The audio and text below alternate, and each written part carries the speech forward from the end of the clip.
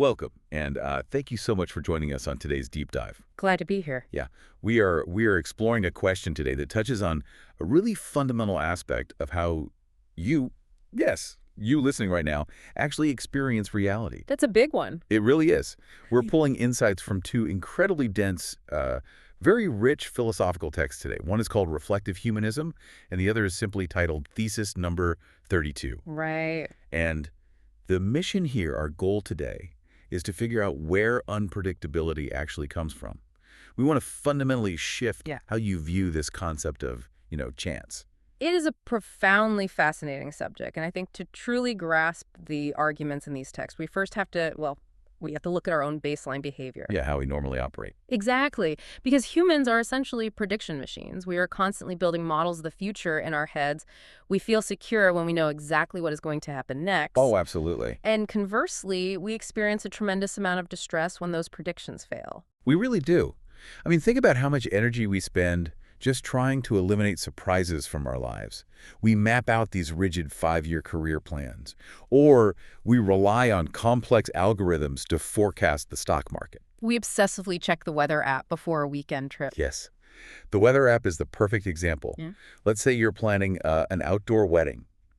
You check the forecast for months. The data says there is a 0% chance of rain. Not a cloud in the sky. Right. So you set up all the chairs on the lawn, the flowers are out, and then an hour before the ceremony, a freak storm rolls in and completely washes it out. It's devastating. It is. And when something like that happens, whether it's a ruined wedding or a massive financial market shift or even a sudden historical event like the fall of the Berlin Wall, we tend to blame the universe. You call it a fluke. Exactly. We label it as noise in the data or a glitch in an otherwise orderly system. Which is exactly the assumption our source material wants to completely dismantle. Thesis number 32 suggests that treating these unexpected moments as mere noise or errors is just a fundamental misreading of reality. Because we never blame the prediction itself. Right. When our linear predictions fail, we rarely question the actual mechanism of prediction. Instead, we just get frustrated that the world is messy. Like the universe owes us an apology. Yes. And this brings us to a simple but foundational question, which really serves as the engine for our entire discussion today. Lay it on us. What do we actually mean when we say something is chance? Okay, let's unpack this, because Thesis No.32 hits us immediately with a pretty radical premise. It doesn't hold back. No, it states point blank that chance is not noise. Right. If you view the future as a simple straight line, meaning step A always leads to step B, which naturally leads to step C. Then anything that deviates from that line looks like a mistake. It looks like a bug in the software. Yeah. But the text argues we need to stop looking at reality as a single track. It proposes we view the world as what they call a generation field. A generation field defined by different phases. Which, I have to admit, generation field sounds incredibly abstract. It does sound a bit academic. Yeah. How should we be visualizing this? It helps to rethink the basic architecture of the world around us. So reality is not a single unified timeline just marching forward in sync. Okay. It is composed of multiple massive structures that are moving, evolving, and operating simultaneously, and often at completely different speeds. So they aren't synced up at all. Not at all. For example, you have the structure of technological advancement, which moves incredibly fast. Lightning speed, yeah? Then you have the structure of human psychology and cultural norms, which shifts a bit slower. People take time to adapt. Right. You have the massive glacial structures of political and economic institutions. And beneath all of that, you have the underlying structure of natural forces and the environment. So we're talking about complex systems operating on their own independent clocks. To make this a bit more tangible for you listening, let's use a visual. Imagine you are standing at the edge of a perfectly calm pond. A great analogy. Now, imagine you toss 4 or 5 large stones into the water at the exact same time, but in different spots. The ripples expanding outward from each stone, those represent the different structures you just mentioned. Right, the different layers of reality. Yeah.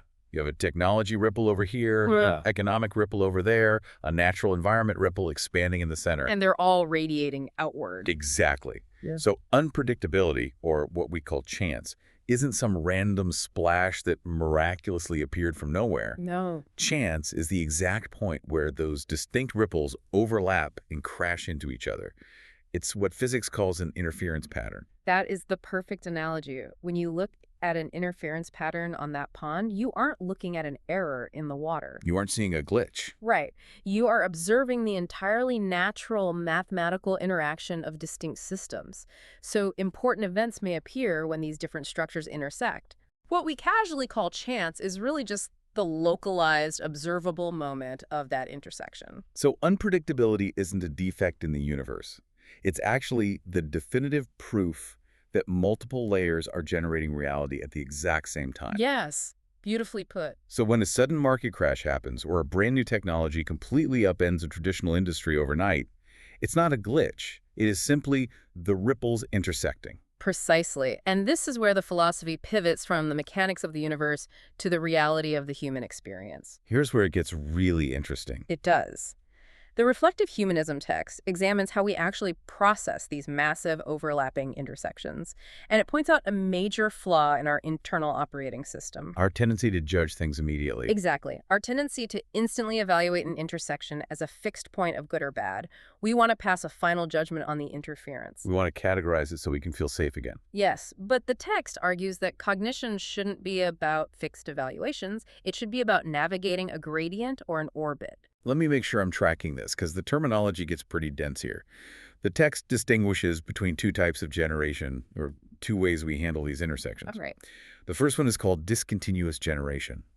What does that actually look like in our day-to-day lives? Discontinuous generation happens when we fiercely resist chance. When we fight the ripples. Yes. Imagine your internal expectations are perfectly linear. You have decided exactly how your career or your relationship is going to progress. Step A, step B, step C. Exactly. But the external world is that non-linear pond of intersecting ripples.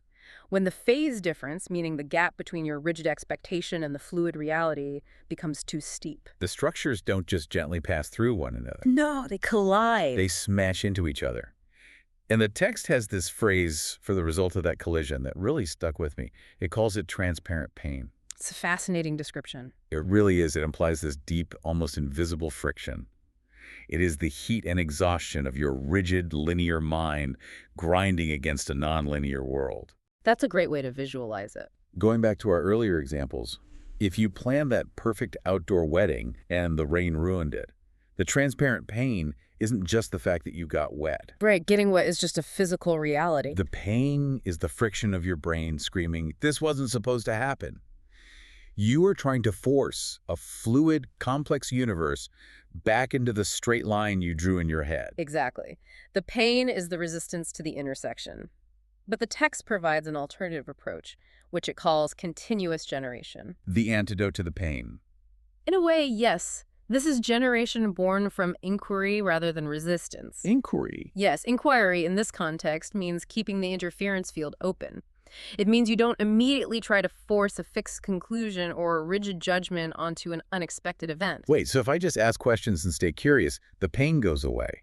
That sounds a little too simple. How does inquiry actually change the physics of that collision?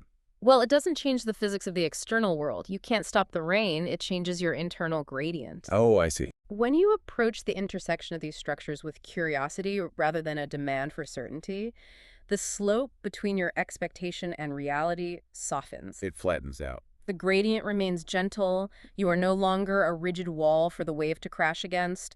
You become a vessel moving with the wave. You don't get a collision, you get an evolution. That is a really powerful reframe for anyone listening who might be dealing with a lot of uncertainty right now. It changes everything. It does.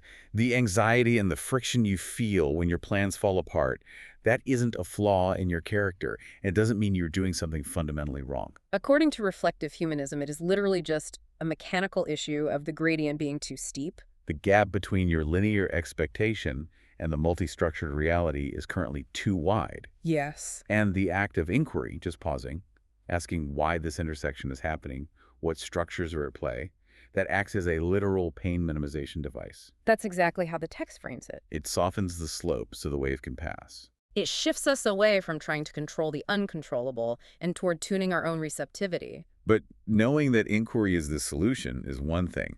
Actually practicing it when you are in the middle of a crisis is another. It takes practice. Yeah.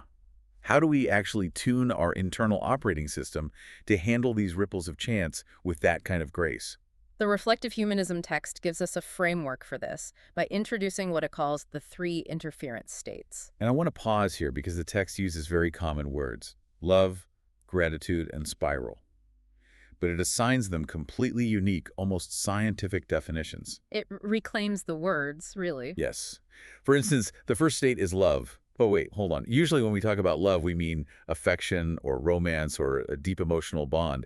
How is this text using the word differently? In this framework, love is entirely stripped of its romantic connotations. The text defines love as the origin, or the absolute 0 point of silence. The 0 point of silence. Yes. Think of it as the baseline probability that you can simply coexist with the world without trying to dominate it or force it into your linear plan. Just being there. It is a state of complete, quiet receptivity. It is the necessary starting condition for clear observation. If your mind is noisy with demands and rigid expectations, you cannot observe the structures moving around you. So love is just the quiet space that allows you to see the pond clearly. Exactly. And from that origin point of silence, we move to the second state, gratitude. Now, we have to clarify this. Because it's not the usual definition. Right. In the self-help world, gratitude usually means writing down 3 things you are thankful for every morning or trying to force a positive spin on a terrible situation. Toxic positivity, almost. Exactly. But the text defines gratitude not as an emotion, but as a vector or a direction. Yes. Gratitude is defined here as a quiet assent. It is a deeply grounded, objective acknowledgement that an interference or a relationship simply occurred. Just acknowledging the facts. It is the act of accepting that the ripples have met. You aren't immediately judging whether the intersection is beneficial or detrimental to your 5-year plan. You're simply saying, the technology ripple and the economic ripple have collided in my life. Precisely. It is the anchor that allows your observation to continue without spinning into panic. That makes a lot of sense. Yeah. You start with the silence of love. You acknowledge the reality of the collision with the vector of gratitude, and that allows you to reach the third state, the spiral. The continuation. This represents the continuation, or the phase. Yeah. If we bring back our pond analogy, you have time as a spiral, you aren't just standing rigidly at the edge of the pond anymore, getting knocked over every time a wave hits your ankles. You're riding the ripples. Yes. Each time you hit a similar intersection of waves, you are at a slightly higher vantage point because of your previous inquiries. You are evolving with the interference rather than being destroyed by it. Exactly. You are maintaining an open system. And this concept of maintaining an open system leads us to one of the most compelling applications in the text. I know where you're going with this. If our goal as humans is to navigate these intersecting ripples with open inquiry, we have to look critically at the tools we build to help us process information. Which brings us to a fascinating part of the reflective humanism text. How this entire philosophy applies to artificial intelligence. This is where the text really flips the script on modern technology. Because right now, the dominant narrative, especially coming out of Silicon Valley, is pitching AI as the ultimate prediction machine. We treat it like an oracle. We really do. We want to feed LLMs endless amounts of data so they can force a linear answer, eliminate uncertainty, and basically tell us exactly what is going to happen next. We are using AI to build thicker walls against the ripples. Yes, we're using it to fight chance. And the text argues that using AI in this way is a fundamental mistake. It envisions a completely different role for artificial intelligence. It describes it not as an oracle that predicts the future, but as an atmospheric health scan. An atmospheric health scan. That is a radical shift in perspective. Instead of using AI as a hammer to smash the noise of the universe into a straight line, we should treat it as a transparent atmosphere that reflects us. It's a mirror. Let's ground this in a concrete scenario for the listener. Imagine you are feeling lost in your career, and you sit down and ask an AI for advice. Okay. Currently, you might ask it to generate a bulletproof 5-year plan to become a vice president of a company. You are asking it to feed your linear expectations. You want it to tell you the future. Right. How would an atmospheric health scan AI respond differently? An AI functioning as a health scan would not just give you the rigid plan you are demanding. It would analyze your prompts and the underlying assumptions in your questions. It would look at how you're thinking. Yes. It might respond by saying, I notice that in your requests, you are heavily prioritizing rigid stability over adaptability, which is creating a very steep gradient against the current rapid changes in your industry. Why are you demanding a linear path in a non-linear field? Wow. Its purpose is to quietly reflect your own internal operating system back to you. It highlights your cognitive blind spots. Exactly. It shows you exactly where you are setting yourself up for that transparent pain by rigidly demanding a linear outcome. The AI doesn't solve the uncertainty of the universe for you because the universe is made of overlapping structures that will create chance. You can't code away the ripples. No, you can't. Instead, it helps you tune your own mind. If we connect this to the bigger picture, it acts as a mirror for our consciousness. Helping us maintain what the text calls cognitive homeostasis. The goal of advanced technology shouldn't be to eliminate chance from the world. That is mathematically and physically impossible. The goal of our tools should be to help us keep our internal gradient gentle. We are essentially living instruments trying to tune ourselves to the frequencies of the world. Total control over the future is an illusion. The actual goal is total transparency in how we observe the present. So as we bring this all together, what does this all mean for you as you go about the rest of your day or your week? It's a big paradigm shift. It is. We started this deep dive by looking at how much we hate it when our plans fail, how we view unpredictability as a frustrating glitch, a mistake that needs to be corrected. We thought chance was noise. But through the lens of thesis number 32 and reflective humanism, we have entirely reframed that experience. Uncertainty is not an error. Not at all. It is the incredibly beautiful natural outcome of a complex world.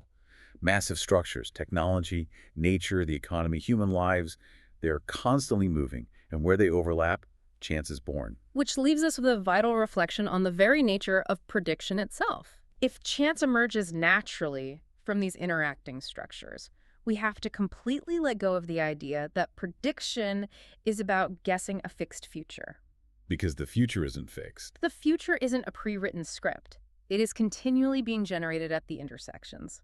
Therefore, true prediction is not about fortune-telling. It's not about crystal balls. It is about patiently and clearly observing structural movements. It is about watching the distinct ripples on the pond, understanding their separate trajectories, and maintaining the quiet, open inquiry necessary to navigate the interference patterns when they inevitably reach you.